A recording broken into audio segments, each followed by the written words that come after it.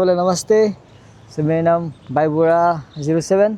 So आज चाहिँ म बिहानै 6-7 बजेको टाइममा आज चाहिँ म यो फुकेत वसिलो टेम्पल यसलाई भन्छ वसिलो टेम्पल। सो आज चाहिँ म वसिलो टेम्पल घुम्न आएको छु गाइस। यो चाहिँ वसिलो टेम्पलको भ्यू हो। यहाँ यस्तो राम्रो मन्दिर छ हाम्रो थाइल्यान्डमा। सो यहाँ एकदम राम्रो भ्यू छ मन्दिरमा।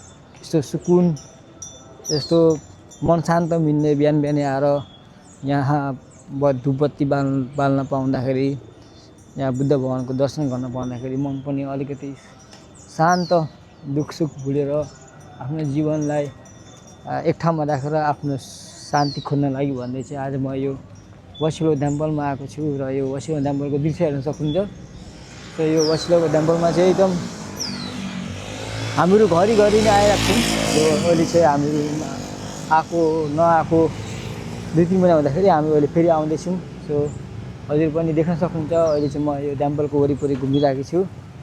र यहाँ देख्न सक्नुहुन्छ कति राम्रो जान्छ। यो थाईको ट्रेडिसनल टेम्पल पनि हो यो एकदम मत्मो।